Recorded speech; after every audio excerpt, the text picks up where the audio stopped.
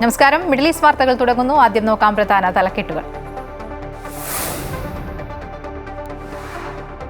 സംസ്ഥാന ബിജെപിക്ക് ഇനി വികസന മുഖം. സംസ്ഥാന അധ്യക്ഷനായി രാജീവ് ചന്ദ്രശേഖർ ചുമതലയേറ്റു. കേരളത്തിൽ ബിജെപിയുടെ മുന്നേറ്റം അതിവേഗത്തിലാകുമെന്ന് രാജീവ് ചന്ദ്രശേഖർ. പുതിയ ടീം പുതുമുഖങ്ങളുടേതെന്നും ബിജെപി സംസ്ഥാന അധ്യക്ഷൻ അമൃത വാർത്തകളോട്.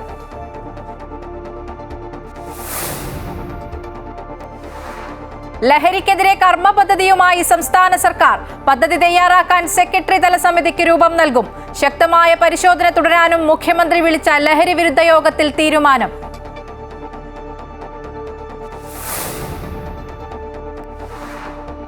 വയനാട് പുനരധിവാസത്തിനായി ഏറ്റെടുക്കുന്ന ഭൂമിക്ക് നഷ്ടപരിഹാര തുക നിശ്ചയിച്ചത് എങ്ങനെയെന്ന് ഹൈക്കോടതി. വിശദാംശങ്ങൾ അറിയിക്കാൻ സർക്കാരിന് നിർദ്ദേശം. തുക കുറഞ്ഞുപോയ നെൽസ്റ്റൺ എസ്റ്റേറ്റ്. ഭൂമി ഏറ്റെടുക്കൽ തടയാനാവില്ലെന്നും ഈ മാസം 27-ന് ടൗൺഷിപ്പിന്റെ തറക്കല്ലിടൽ നടത്താമെന്നും ഹൈക്കോടതി.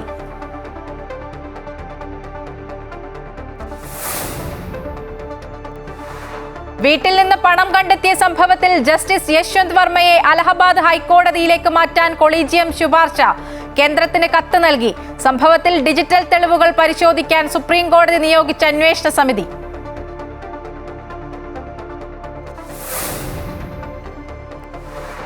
ഗാസയിൽ ആക്രമണം തുടർന്ന് ഇസ്രയേൽ.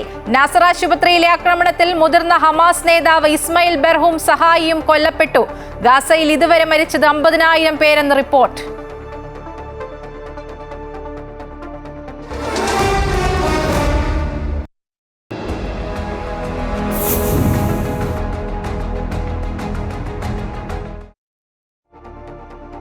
ബിജെപി സംസ്ഥാന അധ്യക്ഷനായി രാജീവ് ചന്ദ്രശേഖറെ ഔദ്യോഗികമായി പ്രഖ്യാപിച്ചു.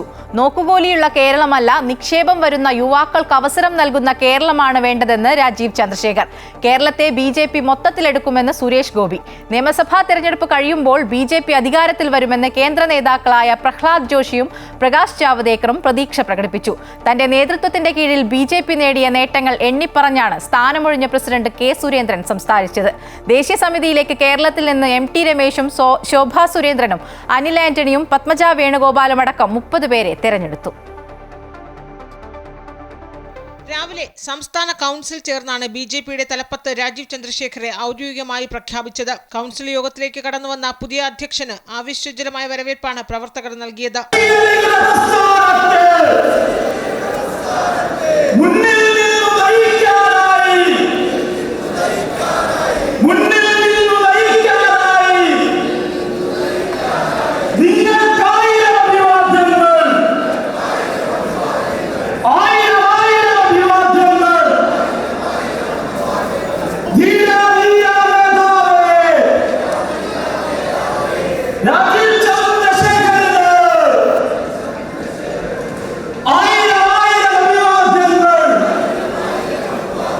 കേരളത്തിന്റെ മേൽനോട്ട ചുമതലയുള്ള ദേശീയ നേതാവ് പ്രഹ്ലാദ് ജോഷിയാണ് സംസ്ഥാന അധ്യക്ഷന്റെ പേര് ഔദ്യോഗികമായി പ്രഖ്യാപിച്ചത്. കേരളത്തിൽ ബിജെപിക്ക് ഭരണത്തിലേറാൻ കഴിയുമെന്ന് പ്രകാശ് ജാവദേക്കർ ഉൾപ്പെടെ കേന്ദ്ര നേതാക്കൾ പ്രതീക്ഷ പങ്കുവച്ചു.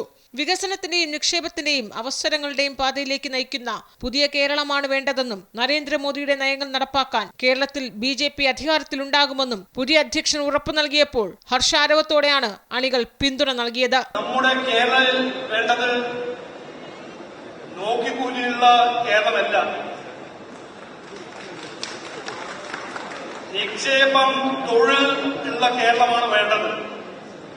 വിദ്യാഭ്യാസമുള്ള തലമുറ, IT, ടൂറിസം, മാനുഫാക്ചറിംഗ്, ഇതെല്ലാം അവസരങ്ങൾ ഉണ്ടാക്കുന്ന ഒരു കേരളമാണ് നമുക്ക് വേണ്ടത്. കേരളം ബിജെപിക്ക് ബാലികേറ മലയല്ലെന്ന് കഴിഞ്ഞ 10 വർഷം കൊണ്ട് തെളിയിച്ചെന്ന് സ്ഥാനമൊഴിഞ്ഞ നേതാവ് കെ സുരേന്ദ്രൻ പറഞ്ഞു. തന്റെ നേതൃത്വത്തിൽ ബിജെപി സംസ്ഥാനത്ത് കൈവരിച്ച നേട്ടങ്ങൾ എണ്ണിപ്പറയാനും സുരേന്ദ്രൻ മറന്നില്ല. കേരളം ബിജെപിക്ക് ബാലികേറ മലയാണെന്നാണ് ഇതുവരെ ഉണ്ടായിരുന്ന പ്രതീതി. എന്നാൽ കഴിഞ്ഞ 10 വർഷത്തിനിടയിൽ കേരളത്തിൽ ഇത് ബാലികേറ മലയല്ല, ഇവിടെയും കേരളത്തിലും ബിജെപിക്ക് സ്ഥാനമുണ്ട് എന്ന് തെളിയിക്കാൻ കഴിഞ്ഞ 10 വർഷത്തെ 15 വർഷത്തെ നമ്മുടെ അനുഭവം നമ്മുടെ മുമ്പിലുണ്ട്. കെ സുരേന്ദ്രനിൽ നിന്ന് രാജീവ് ചന്ദ്രശേഖറിലേക്ക് ബാറ്റൺ കൈമാറിയതോടെ വിപ്ലവാത്മകമായ മാറ്റമാണ് ഉണ്ടാകുന്നതെന്നും ബിജെപി കേരളത്തെ മൊത്തത്തിലങ്ങെടുക്കുമെന്നും കേന്ദ്രമന്ത്രി സുരേഷ് ഗോപി. ശ്രീ രാജീവ് ചന്ദ്രശേഖറിലേക്ക് ഈ ബാറ്റൺ ശ്രീ സുരേന്ദ്രൻ കൈമാറിയ നിമിഷം ഇത് സൈദ്ധാന്തികമായ ഒരു വിപ്ലവത്തിലേക്കാണ് വളർന്നിരിക്കുന്നത്. നമുക്ക് പല പ്രദേശങ്ങളും കേരളത്തിൽ എടുക്കുവാനുണ്ട്. K Surendran, V Muraleedharan, Suresh Gopi, George Kurian, Shobha Surendran, MT Ramesh, Anil Antony, Padmaja Venugopal തുടങ്ങി കേരളത്തിൽ നിന്ന് 30 പേരെ ദേശീയ സമിതിയിലേക്കും തെരഞ്ഞെടുത്തു. അമൃത ന്യൂസ്, തിരുവനന്തപുരം. കേരളത്തിൽ BJP അതിവേഗത്തിലാകും മുന്നോട്ടു പോകുക എന്നും ഒരാഴ്ചയ്ക്കുള്ളിൽ പ്രോഗ്രസ് ഉണ്ടാകുമെന്നും അധ്യക്ഷനായി ചുമതലയേറ്റ ശേഷം രാജീവ് ചന്ദ്രശേഖർ അമൃത വാർത്തകളോട് പ്രതികരിച്ചു. പ്രവർത്തകർ 100% അധ്വാനിച്ചാൽ താൻ 500% അധ്വാനിക്കും. പുതുമുഖങ്ങളെ ഉൾപ്പെടുത്തിയാകും പുതിയ ടീമിനെ പ്രഖ്യാപിക്കുകയെന്നും രാജീവ് ചന്ദ്രശേഖർ വ്യക്തമാക്കി. ബിജെപിയുടെ പുതിയ സംസ്ഥാന അധ്യക്ഷൻ രാജീവ് ചന്ദ്രശേഖറാണ് ഇന്ന് അമൃത വാർത്തകൾക്കൊപ്പം ചേരുന്നത്. സർ, എല്ലാ ആശംസകളും. സർ, ഈ BJP സംസ്ഥാന രാഷ്ട്രീയത്തിൽ മറ്റു മുന്നണികൾ ഭയന്നു തുടങ്ങുന്നൊരു കാലഘട്ടത്താണ് താങ്കൾ ഈ നായകനായി അമരത്ത് അവരോധിക്കുന്നത്. ആ ഭയം കൂടുതൽ അവരെ വിറപ്പിച്ചു നിർത്താൻ കഴിയുമെന്ന് അങ്ങേക്കുള്ള പ്രതീക്ഷ എത്രത്തോളം? അതൊന്നും എനിക്കറിയില്ല. ഞാൻ വന്നിരിക്കുന്നത് ഭയങ്കര ക്ലിയറായിട്ട് ഞങ്ങളൊരു മിഷനുണ്ട്, ഒരു ദൗത്യമുണ്ട്. ഞങ്ങൾക്ക് നമ്മൾ മനസ്സിലാക്കുന്നത് മലയാളി ആരാണെങ്കിലും ഞങ്ങൾക്കൊരു മാറ്റം, എല്ലാവർക്കും ഒരു മാറ്റം വേണം. ഈ നടക്കുന്ന ഒരു സ്ഥിതി ഒരു മാറ്റം കൊണ്ടുവരണം. കടം വാങ്ങിച്ച് ഒരു നടക്കാൻ പറ്റാത്തൊരു സർക്കാർ മാതിരി ഒരു സ്ഥിതി നമുക്ക് മാറ്റണം. ആ മാറ്റം കൊണ്ടുവരണമെങ്കിൽ എല്ലാവർക്കും ഒരു പുരോഗതിയും വികസനത്തിനൊരു അവസരം കൊണ്ടുവരണമെങ്കിൽ നമുക്ക് അധികാരത്തിൽ വരണം. ഒരു BJP NDA സർക്കാർ അധികാരത്തിൽ വന്നാൽ നമുക്ക് ഇതെല്ലാം ചെയ്യാൻ കഴിയും. അതാണ് ഞങ്ങളെല്ലാവരും ഒരു ദൗത്യം എന്ന് പറയാൻ. എന്നിട്ട് ആ ഒരു മിഷൻ കൊണ്ടാണ് എന്നെ ഇങ്ങോട്ട് അയച്ചിരിക്കുന്നത്. അത് ചെയ്യുന്നവരെ ഞാൻ പോവില്ല. അത് ചെയ്യാൻ ഞാൻ ആഗ്രഹിക്കുന്നു. എല്ലാവരും അപ്പോഴും ഉയർത്തുന്നൊരു ചോദ്യം എന്ന് പറഞ്ഞാൽ, ഈ സംഘടനാ രാഷ്ട്രീയത്തിൽ വലിയ പാരമ്പര്യം അങ്ങേക്ക് അവകാശപ്പെടാനില്ല. ഈ കേരളമാണ് ഇടതു വലത് അധികാരികമാർക്കൊപ്പം ആ താപ്പാനകൾക്കൊപ്പം എങ്ങനെ താങ്കൾക്ക് തന്ത്രങ്ങളും കരുക്കളും നീക്കി ഇനി ഈ നിർണായകമായ നിയമസഭാ തെരഞ്ഞെടുപ്പും തദ്ദേശ തെരഞ്ഞെടുപ്പും എങ്ങനെ നേരിടാൻ? അത് നമുക്ക് കാണാം. ഇനി അടുത്ത ആഴ്ച എന്നോട് വന്നിട്ട് പറയൂ എന്താ എൻ്റെ സ്കോർ മാർക്ക്, എനിക്ക് മാർക്ക് കിട്ടിയോ, പാസ് മാർക്ക് കിട്ടിയോ, അതെല്ലാം നമുക്ക് പഠിച്ച് ഞാൻ മുമ്പോട്ട് പോകും. അതുകൊണ്ട് എനിക്ക് ഒരു ലാക്ക് ഓഫ് എക്സ്പീരിയൻസ് ഉണ്ടെന്നോ അത് ഞാൻ അങ്ങനെ കണക്കാക്കുന്നില്ല. എനിക്ക് 18 കൊല്ലം പൊളിറ്റിക്കൽ എക്സ്പീരിയൻസ് ഉണ്ട്. ഞാൻ കർണാടകയിലും പുതുച്ചേരിയിലും ഡൽഹിയിലും UPയിലെല്ലാം ഇലക്ഷൻ നടത്തിയതും പാർട്ടിസിപ്പേറ്റ് ചെയ്ത ആളാണ്. അതുകൊണ്ട് ഇത് ശരിയാണ്. കേരളയിൽ കുറേ സ്ഥലങ്ങളുണ്ട്, എനിക്ക് ഇപ്പോഴും അത് പഠിക്കണം, മനസ്സിലാക്കണം. കുറേ എല്ലാം കേരളത്തിനെ പറ്റി ഞാൻ മനസ്സിലാക്കിയിട്ടുണ്ട്. അത് ഞാൻ ഈ വരുന്ന കാലത്തിൽ മനസ്സിലാക്കും, പഠിക്കും. ലഹരിക്കെതിരായ പ്രവർത്തനങ്ങളിൽ കർമ്മ പദ്ധതി തയ്യാറാക്കാൻ സെക്രട്ടറി തല സമിതിക്ക് രൂപം നൽകാൻ മുഖ്യമന്ത്രി വിളിച്ച ലഹരി വിരുദ്ധ യോഗത്തിൽ തീരുമാനം. സമിതിയുടെ റിപ്പോർട്ട് ഏപ്രിലിൽ സമർപ്പിക്കാനും ശക്തമായ പരിശോധന തുടരാനും മുഖ്യമന്ത്രി നിർദ്ദേശം നൽകി. ലഹരിക്കെതിരെ വിവിധ വകുപ്പുകളുടെ നേതൃത്വത്തിൽ സംയുക്ത ആക്ഷൻ പ്ലാൻ തയ്യാറാക്കുന്നതിന്റെ ഭാഗമായാണ് മുഖ്യമന്ത്രി പിണറായി വിജയൻ തിരുവനന്തപുരത്ത് സംയുക്ത യോഗം വിളിച്ചത്. ലഹരി വ്യാപനം തടയാൻ കർമ്മ പദ്ധതി തയ്യാറാക്കാൻ സെക്രട്ടറി തല സമിതിക്ക് രൂപം നൽകാനാണ് യോഗ തീരുമാനം. വിദഗ്ധരെ കൂടി ഉൾപ്പെടുത്തിയ സമിതി ഏപ്രിലിൽ തന്നെ റിപ്പോർട്ട് സമർപ്പിക്കണം. ഈ കർമ്മ പദ്ധതിക്ക് മന്ത്രിതല സമിതി അംഗീകാരം നൽകും. നിലവിൽ എക്സൈസ്, പോലീസ് വിഭാഗങ്ങളുടെ പരിശോധനകൾ കർശനമാക്കാനും മുഖ്യമന്ത്രി നിർദ്ദേശം നൽകിയിട്ടുണ്ട്. പോലീസ് നായ്ക്കളെ ഉപയോഗിച്ചുള്ള പരിശോധനകൾ വ്യാപകമാക്കും. എയർപോർട്ട്, റെയിൽവേ, തുറമുഖങ്ങൾ എന്നിവിടങ്ങൾ കേന്ദ്രീകരിച്ചും കൊറിയർ, അന്യസംസ്ഥാന സർവീസ് നടത്തുന്ന ബസ്സുകൾ എന്നിവയിലും പരിശോധന നടത്തും. പോലീസും എക്സൈസും സംയുക്തമായി ചേർന്നുള്ള പരിശോധനകളാകും നടത്തുക. സെക്രട്ടറി തല സമിതി നൽകുന്ന കർമ്മ പദ്ധതിക്കനുസരിച്ച് ഏപ്രിൽ മുതൽ സംസ്ഥാനത്ത് വിപുലമായ ക്യാമ്പയിൻ ലഹരിക്കെതിരെ നടത്താനാണ് തീരുമാനം. മുഖ്യമന്ത്രി വിളിച്ച യോഗത്തിൽ പോലീസ്, എക്സൈസ് മേധാവികളും വിവിധ വകുപ്പ് മന്ത്രിമാരും ഉന്നത ഉദ്യോഗസ്ഥരും പങ്കെടുത്തു. അമൃത ന്യൂസ്, തിരുവനന്തപുരം. വയനാട് ഉരുൾപൊട്ടൽ പുനരധിവാസത്തിനായി എൽസ്റ്റൺ എസ്റ്റേറ്റ് ഏറ്റെടുക്കാൻ അനുമതി നൽകി ഹൈക്കോടതി. നഷ്ടപരിഹാര തുകയായി 26 കോടി രൂപ സർക്കാർ ഹൈക്കോടതിയിൽ കെട്ടിവെക്കണം.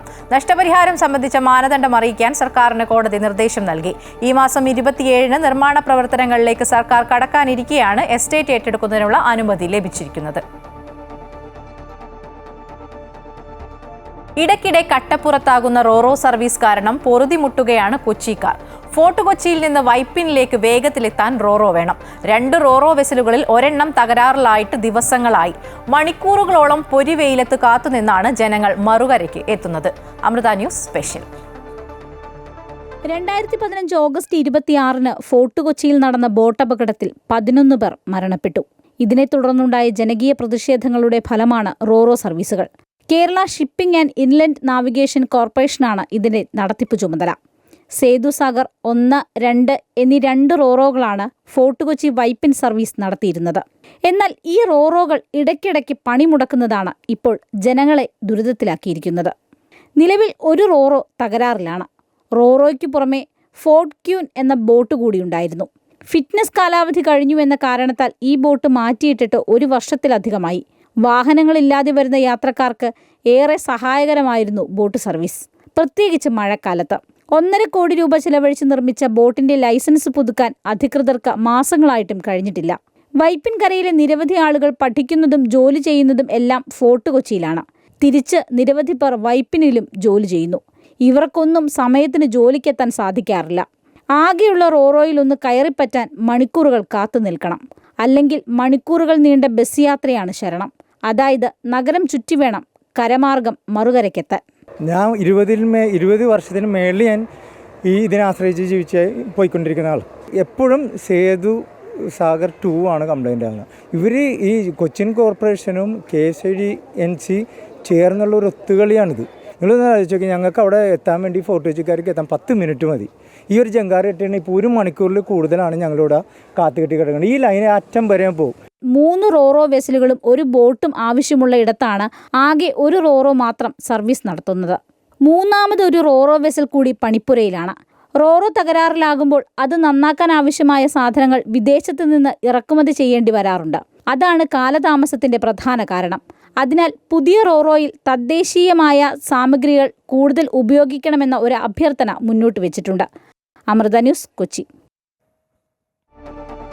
ഇനി മുതൽ ക്ഷേത്രങ്ങളിലെ ആന എഴുന്നള്ളിപ്പ് പരിമിതപ്പെടുത്തണമെന്ന് തിരുവിതാംകൂർ ദേവസ്വം ബോർഡും തന്ത്രിമാരും നടത്തിയ യോഗത്തിൽ നിർദ്ദേശം. ഒഴിവാക്കാൻ കഴിയാത്ത ഉത്സവങ്ങളിൽ മാത്രമേ ഇനി ആനയെ ഉപയോഗിക്കാവൂ. മറ്റിടങ്ങളിൽ ദേവവാഹനങ്ങൾക്ക് ആനയ്ക്ക് പകരമായി ഉപയോഗിക്കണമെന്നും ദേവസ്വം ബോർഡ് വ്യക്തമാക്കി.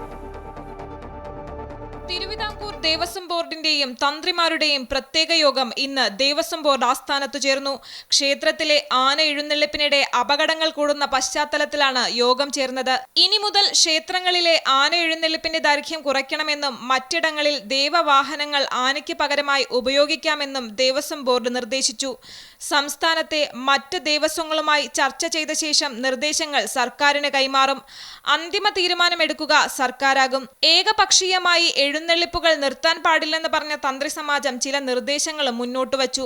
15 വർഷം മുൻപ് തുടങ്ങിയ ആന എഴുന്നള്ളിപ്പ് ചടങ്ങുകൾ ആചാരപരമല്ലെങ്കിൽ നിർത്തലാക്കാം. പുതുതായി എഴുന്നള്ളിപ്പ് തുടങ്ങുന്നവർക്ക് കർശന വ്യവസ്ഥയോടെ മാത്രം അനുമതി നൽകുക.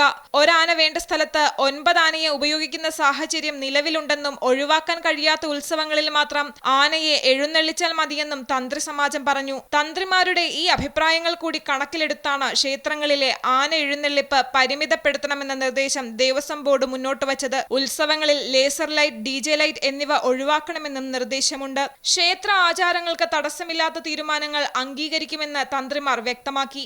ആവശ്യമെങ്കിൽ ആന എഴുന്നള്ളിപ്പ് ക്ഷേത്ര ചടങ്ങുകളിൽ മാത്രമാക്കാമെന്നും തന്ത്രിമാർ പറഞ്ഞു. അമൃത ന്യൂസ്, തിരുവനന്തപുരം. ആന എഴുന്നള്ളത്തിൽ ആനകൾക്ക് പ്രയാസമുണ്ടാകരുത് എന്നാണ് സർക്കാർ നിലപാടെന്നും ഇതാണ് കോടതിയും പറഞ്ഞിട്ടുള്ളതെന്നും മുഖ്യമന്ത്രി പിണറായി വിജയൻ നിയമസഭയിൽ പറഞ്ഞു.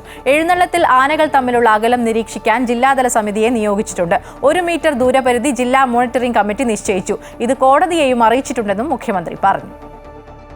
ബഹുമാനപ്പെട്ട കോടതികളുടെ ഇടപെടൽ വരുന്നത് ആനകൾക്ക് മറ്റു പ്രയാസങ്ങൾ ഉണ്ടാകരുത് എന്നുള്ളതാണ്. അതുതന്നെയാണ് നമ്മുടെയും താല്പര്യം. അതിനകത്ത് ആനകൾക്ക് പ്രയാസം ഉണ്ടാക്കണമെന്ന് നമ്മൾ ആഗ്രഹിക്കുന്നില്ല. എന്നാൽ പൂരം ഭംഗിയായി നടക്കണം, അതിനാവശ്യമായ നടപടികൾ സ്വീകരിക്കണം. അക്കാര്യത്തിൽ ഏറെക്കുറെ ധാരണകൾ ഉണ്ടായി കഴിഞ്ഞിട്ടുണ്ട്. വലിയ കുഴപ്പമില്ലാതെ ആനയുടെ എഴുന്നള്ളിപ്പും മറ്റും നടത്താൻ കഴിയുമെന്നുള്ളത് തന്നെയാണ് ഇപ്പോൾ വന്നിട്ടുള്ള കാര്യം. ആന എഴുന്നള്ളിപ്പിൽ ആനകൾ തമ്മിലുള്ള ദൂരം നിശ്ചയിക്കാൻ ജില്ലാതല മോണിറ്ററിംഗ് കമ്മിറ്റിയെ ചുമതലപ്പെടുത്താം എന്ന സർക്കാർ നിർദ്ദേശം കോടതി അംഗീകരിച്ചു കഴിഞ്ഞിട്ടുണ്ട്. അതനുസരിച്ച് തൃശ്ശൂരിൽ ജില്ലാ മോണിറ്ററിംഗ് കമ്മിറ്റി യോഗം ചേർന്ന് 1 മീറ്റർ എന്ന ദൂരപരിധി നിശ്ചയിച്ചു. ഇത് ദേവസ്വങ്ങളടക്കം എല്ലാവരും അംഗീകരിച്ചിട്ടുണ്ട്. അപ്പോൾ അതാണ് ഞാൻ നേരത്തെ പറഞ്ഞത്, ഒരു പ്രയാസമില്ലാതെ ആന എഴുന്നള്ളിപ്പ് നടക്കും. പാർലമെന്റ് അംഗങ്ങളുടെ ശമ്പളം വർദ്ധിപ്പിച്ച് കേന്ദ്ര സർക്കാർ വിജ്ഞാപനം പുറപ്പെടുവിച്ചു. ശമ്പളം, ദിവസ അലവൻസ്, പെൻഷൻ, അധിക പെൻഷൻ എന്നിവയാണ് വർദ്ധിപ്പിച്ചത്. ശമ്പളം 1 ലക്ഷത്തിൽ നിന്ന് 1,24,000 രൂപയായി ഉയർത്തി. പ്രതിദിന അലവൻസ് 2,000 നിന്ന് 2,500 രൂപയാക്കി. പ്രതിമാസ പെൻഷൻ 31,000 രൂപയാക്കി. നേരത്തെ പെൻഷൻ 25,000 രൂപയായിരുന്നു. 2023 ഏപ്രിൽ 1 മുതൽ മുൻകാല പ്രാബല്യത്തോടെയാണ് ഉത്തരവ്. ഗാസയിൽ ഇസ്രയേൽ സൈന്യം നടത്തിയ ആക്രമണത്തിൽ ഹമാസ് തലവൻ ഇസ്മായിൽ ബർഹൂം കൊല്ലപ്പെട്ടു. ഹമാസിന്റെ പോളിറ്റ് ബ്യൂറോ അംഗവും സാമ്പത്തിക വിഭാഗം മേധാവിയുമാണ് ഇസ്മായിൽ ബർഹൂം. തെക്കൻ ഗാസയിലെ നാസർ ആശുപത്രിയിൽ ഞായറാഴ്ച രാത്രിയാണ് ആക്രമണമുണ്ടായത്. ഖാൻ യൂനിസ് ആശുപത്രിയിലെ സർജിക്കൽ കെട്ടിടത്തിൽ വലിയ തീപിടുത്തമുണ്ടായതായും നിരവധി പേർക്ക് പരിക്കേറ്റതായും ഗാസ ആരോഗ്യ മന്ത്രാലയം റിപ്പോർട്ട് ചെയ്തു. ഗാസയിൽ ഇതോടെ ആകെ മരണം 50,000 കടന്നു. ഇനി ഗൾഫ് മേഖലയിൽ നിന്നുള്ള വാർത്തകൾ നോക്കാം. വ്യാജ ഉൽപ്പന്നങ്ങളും ഭക്ഷ്യവസ്തുക്കളും വഴിയരികിൽ വിൽപ്പന നടത്തിയിരുന്നവരെ ദുബായ് പോലീസ് പിടികൂടി. റംദാൻ മാസത്തിൽ ആദ്യ പകുതിയിൽ നടത്തിയ വ്യാപക പരിശോധനയിലാണ് അനധികൃത കച്ചവടം നടത്തിയിരുന്ന 375 പേർ പിടിയിലായത്. വിൽപ്പന വസ്തുക്കൾ കൊണ്ടുപോയിരുന്ന വാഹനങ്ങളും പോലീസ് കണ്ടുകെട്ടി. വിവിധ വകുപ്പുകൾ നൽകിയിരുന്ന സുരക്ഷാ നിർദ്ദേശങ്ങളും ഭക്ഷ്യവസ്തുക്കൾ വിൽക്കാൻ ആവശ്യമായ ശുചിത്വ മാനദണ്ഡങ്ങളും ലംഘിച്ചായിരുന്നു ഇവർ വഴിയോര കച്ചവടം നടത്തിയിരുന്നത്. റമദാൻ മാസത്തിന്റെ ഭാഗമായി ഭിക്ഷാടനത്തിനെതിരെ നടത്തുന്ന ബോധവൽക്കരണത്തിന്റെയും പരിശോധനയുടെയും ഭാഗമായാണ് അനധികൃത കച്ചവടക്കാർ പിടിയിലായത്. ലേബർ ക്യാമ്പ് പരിസരങ്ങൾ കേന്ദ്രീകരിച്ചായിരുന്നു പിടിയിലായവർ വഴിയോര കച്ചവടം നടത്തിയിരുന്നത്. ഗതാഗത തിരക്ക് കുറക്കുന്നതിന്റെ ഭാഗമായി നിർമ്മിച്ച പുതിയ പാലം Dubai Roads and Transport Authority പൊതുജനങ്ങൾക്ക് തുറന്നുകൊടുത്തു. ഇൻഫിനിറ്റി പാലത്തിൽ നിന്ന് അൽമിന സ്ട്രീറ്റ് വഴി ഷെയ്ഖ് റാഷിദ് റോഡിന്റെയും ഷെയ്ഖ് ഖലീഫ ബിൻ സായിദ് സ്ട്രീറ്റിന്റെയും ഇന്റർസെക്ഷനിലേക്കുള്ള പ്രധാന പാലമാണ് നിർമ്മാണം പൂർത്തിയാക്കിയത്. 1210 മീറ്റർ നീളമുള്ള ഈ 3 വരി പാലത്തിന് മണിക്കൂറിൽ 4800 വാഹനങ്ങൾ കൈകാര്യം ചെയ്യാനുള്ള ശേഷിയുണ്ട്.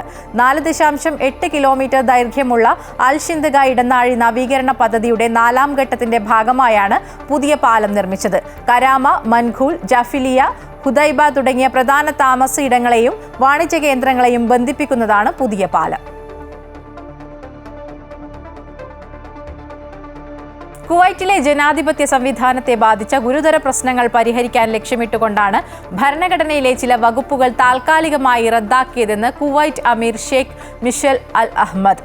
ഇത് ജനാധിപത്യത്തെ പുതുക്കി ഉയർത്താനുള്ള ശ്രമത്തിന്റെ ഭാഗമാണെന്നും റമദാനിലെ അവസാന 10 ദിവസങ്ങളോടനുബന്ധിച്ച് രാജ്യത്തെ അഭിസംബോധന ചെയ്തുകൊണ്ട് അദ്ദേഹം പറഞ്ഞു. തന്റെ പരിഷ്കരണ നടപടികൾക്ക് രാജ്യത്തെ വിശ്വസ്തരായ പൗരന്മാർ നൽകിയ പിന്തുണ അന്തസ്സുറ്റതാണെന്നും ഇത് കുവൈറ്റ് ജനതയുടെ രാജ്യസ്നേഹവും രാജ്യത്തോടുള്ള കൂറും പ്രതിഫലിപ്പിക്കുന്ന ഒന്നാണെന്നും അദ്ദേഹം വ്യക്തമാക്കി. കുവൈറ്റ് ജനതയ്ക്കായി തന്റെ ഉറച്ച നിലപാട് തുടരുമെന്നും അമീർ തന്റെ പ്രസംഗത്തിൽ ഉറപ്പു നൽകി.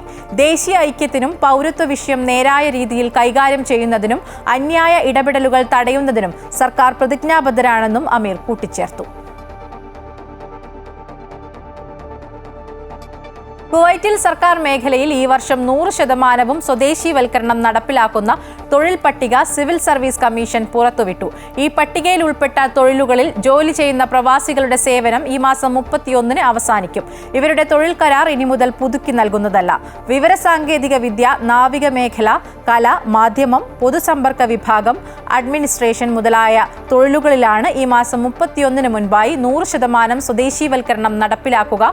ഫോറൻസിക്, പ്രതിരോധം, രക്ഷാപ്രവർത്തനം, കൃഷി, മൃഗസംരക്ഷണം, വിദ്യാഭ്യാസം, എഞ്ചിനീയറിംഗ് മുതലായ മേഖലകളിൽ 70 മുതൽ 98% വരെയാണ് സ്വദേശീവൽക്കരണം നടപ്പാക്കുക. ഇന്ത്യക്കാരടക്കം നിരവധി വിദേശികളാണ് സർക്കാർ മേഖലയിൽ ജോലി ചെയ്യുന്നത്. കേരളത്തിലെ കലാലയങ്ങളിലെ പൂർവ്വ വിദ്യാർത്ഥികളുടെ UAE-യിലെ കൂട്ടായ്മ അക്കാവ് ഇൻവെസ്റ്റിന്റെ പോഷക സംഘടനയായ അക്കാഫ് ചിൽഡ്രൻസ് ക്ലബിലെ കുട്ടികൾ നേതൃത്വം കൊടുത്ത ഇഫ്താർ ഭക്ഷണ വിതരണം ശ്രദ്ധേയമായി. ദയയും കാരുണ്യവും ജീവിതത്തിൽ പകർത്താൻ കുഞ്ഞുങ്ങളെ പ്രാപ്തരാക്കുക എന്ന ലക്ഷ്യം മുന്നിൽ കണ്ടാണ് അക്കാഫ് ഇവന്റ്സ് അത്തരമൊരു പരിപാടി ആവിഷ്കരിച്ചത്. 7000-ഓളം ഭക്ഷണ കിറ്റുകളാണ് കുട്ടികളുടെ നേതൃത്വത്തിൽ വിതരണം ചെയ്തത്.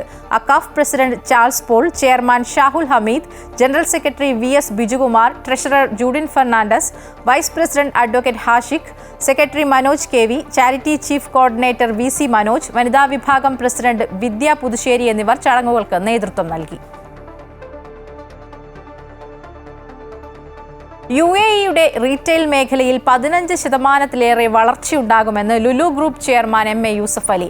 ഇ-കൊമേഴ്സ് രംഗത്തും ഓൺലൈൻ ഷോപ്പിംഗ് മേഖലയിലും വലിയ കുതിപ്പുണ്ടാകുമെന്നും തൊഴിലവസരങ്ങളിൽ വർധനവുണ്ടാകുമെന്നും അദ്ദേഹം വ്യക്തമാക്കി. പ്രമുഖ അറബ് പത്രമായ അൽ എത്തിഹാദിന് നൽകിയ അഭിമുഖത്തിലാണ് യൂസഫ് അലി ഇക്കാര്യങ്ങൾ വിശദീകരിച്ചത്. ഉപഭോക്താക്കളുടെ മാറുന്ന ഷോപ്പിംഗ് രീതികൾക്കൊപ്പം സഞ്ചരിക്കുകയാണ് റീറ്റെയിൽ മേഖലയെന്ന് അദ്ദേഹം ചൂണ്ടിക്കാട്ടി. UAEയുടെ ഭരണ നേതൃത്വത്തിന്റെ ദീർഘവീക്ഷണമുള്ള നയങ്ങൾ സുസ്ഥിരമായ സാമ്പത്തിക വളർച്ചയാണ് ഉറപ്പാക്കുന്നത്. വിവിധ രാജ്യങ്ങളുമായുള്ള വ്യാപാര പങ്കാളിത്തവും പദ്ധതികളും UAEയുടെ വളർച്ച അതിവേഗത്തിലാക്കും. GCCയിലെ മുൻനിര റീറ്റെയിൽ ബ്രാൻഡ് എന്ന നിലയിൽ ലുലു ഗ്രൂപ്പ് കഴിഞ്ഞ വർഷത്തെ അപേക്ഷിച്ച് വരുമാനത്തിൽ 15% വർധനവും ലാഭത്തിൽ 20% അധിക വളർച്ചയും രേഖപ്പെടുത്തുമെന്ന് MA യൂസഫ് അലി പറഞ്ഞു. UAEയിലെ 111 സ്റ്റോറുകളടക്കം ഗൾഫ് മേഖലയിൽ 253 സ്റ്റോറുകളാണ് ലുലുവിനുള്ളത്. കുവൈറ്റിൽ ദേശീയ ദിനാഘോഷത്തോടനുബന്ധിച്ച് നടന്ന ഹല ഷോപ്പിംഗ് ഫെസ്റ്റിവലിന്റെ ഭാഗമായ 8ാമത് റാഫൽ കൂപ്പൺ നറുക്കെടുപ്പ് ഫലം വാണിജ്യ മന്ത്രാലയം റദ്ദാക്കി. നറുക്കെടുപ്പിനിടയിൽ തിരിമറി നടന്നതായി ആരോപിച്ചുകൊണ്ട് സോഷ്യൽ മീഡിയയിൽ പ്രചരിക്കുന്ന സംശയാസ്പദമായ സംഭവത്തിന്റെ നിജസ്ഥിതി പരിശോധിക്കുന്നതിനാണ് വാണിജ്യ മന്ത്രാലയം നറുക്കെടുപ്പ് ഫലം റദ്ദ് ചെയ്തത്. ഇതിന്റെ ഭാഗമായി സമ്മാന വിതരണവും നറുക്കെടുപ്പുമായി ബന്ധപ്പെട്ട തുടർ നടപടികളും താൽക്കാലികമായി നിർത്തിവെച്ചതായി വാണിജ്യ മന്ത്രാലയം അറിയിച്ചു. റാഫൽ കൂപ്പൺ നറുക്കെടുപ്പ് വാണിജ്യ മന്ത്രാലയത്തിന്റെ മേൽനോട്ട ത്തിലാണ് നടത്തിവരുന്നത്. ഇതിനാൽ തന്നെ ഇവയുടെ സുതാര്യതയ്ക്കും ഉപഭോക്താക്കളുടെ വിശ്വാസ്യതയ്ക്കും കോട്ടം വരുത്തുന്ന യാതൊരുവിധ നിയമലംഘനങ്ങളും വെച്ചു പൊറുപ്പിക്കില്ലെന്ന് വാണിജ്യ മന്ത്രാലയം വ്യക്തമാക്കി. ഇതുമായി ബന്ധപ്പെട്ട് ഒരു ഈജിപ്ഷ്യൻ സ്വദേശിനിയെയും വാണിജ്യ മന്ത്രാലയത്തിലെ ഒരു ജീവനക്കാരെയും അറസ്റ്റ് ചെയ്തിട്ടുണ്ട്. കുവൈറ്റിലെ പ്രമുഖ നയതന്ത്രജ്ഞനും കുവൈറ്റിന്റെ മുൻ വിദേശകാര്യ സഹമന്ത്രിയുമായിരുന്ന ഖാലിദ് അൽ ജാറല്ല അന്തരിച്ചു. 78 വയസ്സായിരുന്നു. 1971 കുവൈറ്റ് സർവകലാശാലയിൽ നിന്ന് രാഷ്ട്രീയ മീമാംസത്തിൽ ബിരുദം നേടിയ അദ്ദേഹം അതേ വർഷം തന്നെ വിദേശകാര്യ മന്ത്രാലയത്തിൽ ജോലിയിൽ പ്രവേശിക്കുകയും തുടർന്ന് വിവിധ നയതന്ത്ര പദവികളിലൂടെ 1999 വിദേശകാര്യ മന്ത്രാലയത്തിൽ ഉപമന്ത്രിയായി നിയമിതനാവുകയും ചെയ്തു. 1999 വിദേശകാര്യ മന്ത്രാലയത്തിന്റെ ഉപസെക്രട്ടറിയായി നിയമിതനായ അദ്ദേഹം 2021 ജനുവരി അവസാനമാണ് മന്ത്രിസ്ഥാനത്ത് നിന്ന് രാജി സമർപ്പിച്ചത്. കുവൈറ്റിലെ ഇന്ത്യൻ സമൂഹത്തോടും ഇന്ത്യൻ എംബസിയുമായി അടുത്ത ബന്ധം പുലർത്തിയിരുന്ന ആളായിരുന്നു അദ്ദേഹം.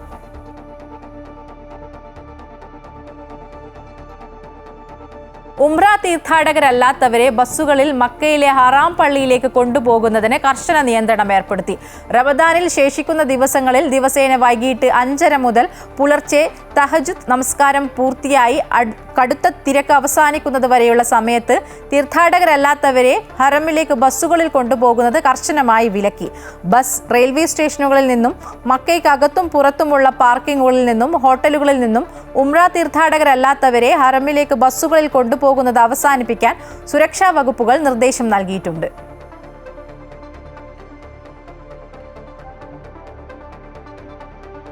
റമദാൻ 29 അഥവാ ശനിയാഴ്ച ശവ്വാൽ മാസപ്പിറവി ദൃശ്യമാകാൻ സാധ്യത എന്ന് ഹോത്ത സുദൈറിലെ മജ്മ ആസ്ട്രോണമി യൂണിവേഴ്സിറ്റി മാസപ്പിറവി നിരീക്ഷണ കേന്ദ്രം അറിയിച്ചു. ഗോളശാസ്ത്ര കണക്കനുസരിച്ച് റിയാദ് സമയപ്രകാരം ശനിയാഴ്ച ഉച്ചയ്ക്ക് 2 മണിക്ക് സൂര്യനും ചന്ദ്രനും നേർരേഖയിലെത്തും. മക്ക സമയം അനുസരിച്ച് വൈകുന്നേരം 6:35 സൂര്യൻ അസ്തമിക്കുക. സൂര്യാസ്തമയത്തിന് ശേഷം 8 മിനിറ്റ് കഴിഞ്ഞാണ് ചന്ദ്രൻ അസ്തമിക്കുക. അതിനാൽ മാസപ്പിറവി ദർശിക്കാൻ സാധ്യത ഏറെയാണ്.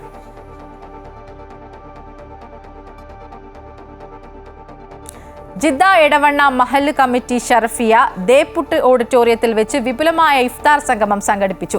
മഹലിൽ നിന്നുള്ള പ്രവാസികൾ കുടുംബസമേതം പങ്കെടുത്ത ചടങ്ങിൽ പ്രസിഡന്റ് സാക്കിർ ഹുസൈൻ മദാരി അധ്യക്ഷത വഹിച്ചു. ജനറൽ സെക്രട്ടറി ഷൈജു ഹാഫിസ് ആമുഖ പ്രഭാഷണം നടത്തി. ഷിഹാബ് സലഫി എടക്കര റമദാൻ പ്രഭാഷണം നടത്തി. ഒരു വ്യക്തി മറ്റൊരു വ്യക്തിയുടെ പ്രശ്നം പരിഹരിക്കാൻ വേണ്ടി ഇറങ്ങിത്തിരിച്ചാൽ അദ്ദേഹത്തിന് പുണ്യമാക്കപ്പെട്ട മദീനയിലെ പള്ളിയിൽ ഇഹ്തികാഫ് ഇരിക്കുന്നതിനേക്കാൾ പ്രതിഫലം ലഭിക്കുമെന്ന നബിവചനം ഉദ്ധരിച്ച് സംസാരിച്ചു. കൊളപ്പാടൻ മജീദ്, ഷൗക്കത്ത് PM, സമീർ കടവത്ത് എന്നിവർ സംസാരിച്ചു. Iqbal master treasurer PC Jamal എന്നിവർ പരിപാടിക്ക് നേതൃത്വം നൽകി. ജിദ്ദ IDCയുടെ ആഭിമുഖ്യത്തിൽ ദേപ്പുട്ട് ഓഡിറ്റോറിയത്തിൽ വെച്ച് ഇഫ്താർ സംഗമം സംഘടിപ്പിച്ചു. ജിദ്ദയിലെ സാമൂഹിക സാംസ്കാരിക മാധ്യമ രംഗത്തെ പ്രമുഖർ സംബന്ധിച്ചു. IDC അമീർ ഹുസൈൻ ബാഗഫി പൊന്നാട് റംദാൻ സന്ദേശം നൽകി. പുതുതലമുറ ലഹരി ഉൾപ്പെടെയുള്ള തിന്മകൾക്ക് അടിമപ്പെടുന്നതിൽ രക്ഷിതാക്കൾ കൂടുതൽ ജാഗ്രത പാലിക്കണമെന്നും സാംസ്കാരിക ബോധവൽക്കരണം സജീവമാക്കണമെന്നും അദ്ദേഹം ആവശ്യപ്പെട്ടു. ഇല്യാസ് കണ്ണമംഗലം സ്വാഗതവും മുഹമ്മദ് അലി ചട്ടിപ്പറമ്പ് നന്ദിയും പറഞ്ഞു.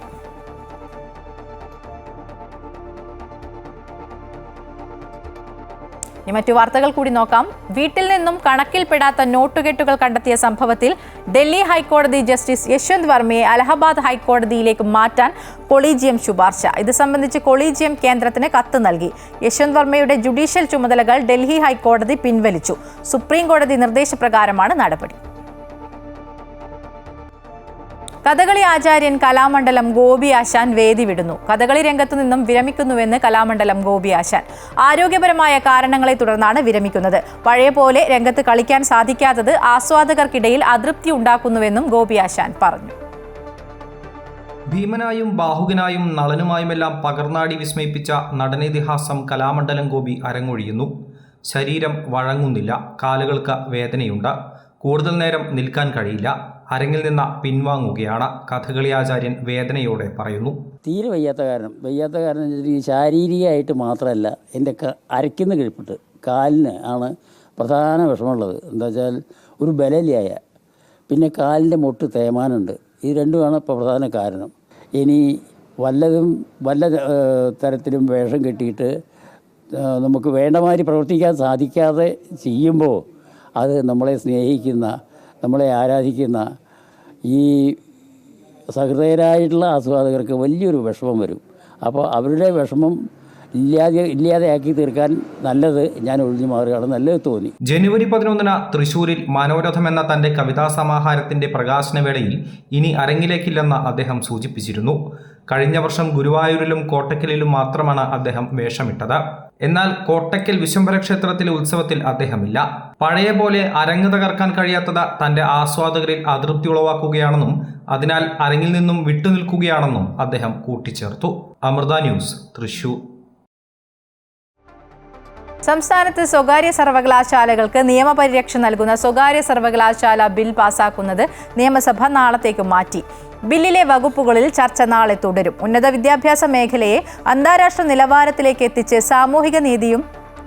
സാമൂഹിക നിയന്ത്രണവും ഉറപ്പാക്കിയാണ് സ്വകാര്യ സർവകലാശാലകൾക്ക് അനുമതി നൽകുന്നതെന്ന് മന്ത്രി ആർ ബിന്ദു പറഞ്ഞു.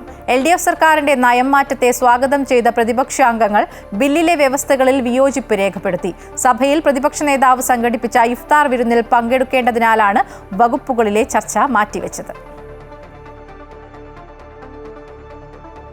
സംസ്ഥാനത്തെ മെഡിക്കൽ കോളേജിലെ ചികിത്സാ പിഴവടക്കം ആരോഗ്യ മേഖലയിലെ പ്രശ്നങ്ങൾ ചൂണ്ടിക്കാണിച്ച പ്രതിപക്ഷത്തിന്റെ അടിയന്തര പ്രമേയത്തിന് അനുമതി നിഷേധിച്ചു.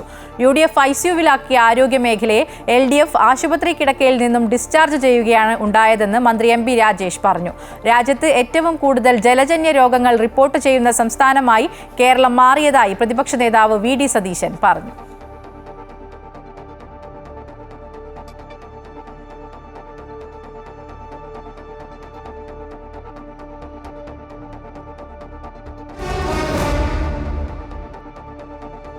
അഭിമാനത്തിലും സന്തോഷത്തിലും വീർപ്പുമുട്ടുകയാണ് മലപ്പുറം പെരിന്തൽമണ്ണയ്ക്കടുത്തുള്ള പുത്തൂർ ഗ്രാമം.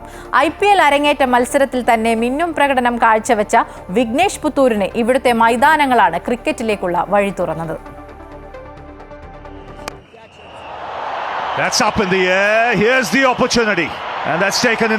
കാൽപന്തിന്റെ നാട്ടിൽ നിന്നാണ് ക്രിക്കറ്റ് ലോകത്തെ പുതിയ താരോദയം. അപ്രതീക്ഷിതമായി IPL സെലക്ഷൻ നേടിയ വിഘ്നേഷ് പുത്തൂർ അരങ്ങേറ്റ മത്സരത്തിൽ തന്നെ മികച്ച പ്രകടനത്തിലൂടെ രാജ്യത്തിന്റെ ശ്രദ്ധാകേന്ദ്രമായതിന്റെ സന്തോഷത്തിലാണ് കുടുംബവും നാട്ടുകാരും. കളിക്കളം മോഹിച്ച മകന് മികച്ച പിന്തുണ നൽകിയ ഓട്ടോ ഡ്രൈവറായ അച്ഛൻ സുനിൽകുമാറും അമ്മയും നിറഞ്ഞ സന്തോഷത്തിലാണ്. ചെറുപ്പം മുതൽ ഇവിടെ ഗ്രൗണ്ടിൽ ഇവിടെ കളിക്കും കുട്ടികളെ കൂടെ. പിന്നെ പെരിന്തൽമണ്ണ വിജയൻ സാർ ക്യാമ്പിലാണ് കൊണ്ടാക്കി. അന്ന് 12 വയസ്സാണ്. പിന്നെ അവിടുന്ന് അങ്ങനെ മലപ്പുറം അക്കാഡമിയിൽ കയറി 10ാം ക്ലാസ് വരെ അങ്ങാടിപ്പുറത്ത് തന്നെ ആയിരുന്നു. പിന്നെ +2 ഒക്കെ ആയപ്പോഴേക്കും ജോളി റോവേഴ്സിൽ കയറി. അവരുടെ ക്ലബിനാണ് കളിക്കുന്നത്. പെരിന്തൽമണ്ണ രാമദാസ് ക്ലിനിക്ക് എന്ന് പറയും. പിന്നെ എല്ലാ ഇതും അവരാണ് ചെയ്തു തന്നിട്ടുള്ളത്. പിന്നെ അവരുടെ ഫുൾ സപ്പോർട്ട് അവരാണ്. കളിക്കുള്ള എല്ലാ പരിചയവും. ഞാൻ പഠിച്ചിട്ടില്ലെങ്കിലും കളിച്ചാൽ മതിയെന്ന് പറയാൻ കാരണം രണ്ടും കൂടി ഒരുമിച്ച് കൊണ്ടെടുക്കാൻ കഴിയില്ല അറിഞ്ഞു. അപ്പോൾ പിന്നെ എന്നാൽ കളി മതി, പഠിത്തം പിന്നാക്കാക്കാം. എങ്ങനെയാലും പഠിത്തം അതിൻ്റെ കൂടെ നടന്നിട്ടുണ്ട്. വളരെ സന്തോഷം, അഭിമാന നിമിഷമായിരുന്നു ഇന്നലെ.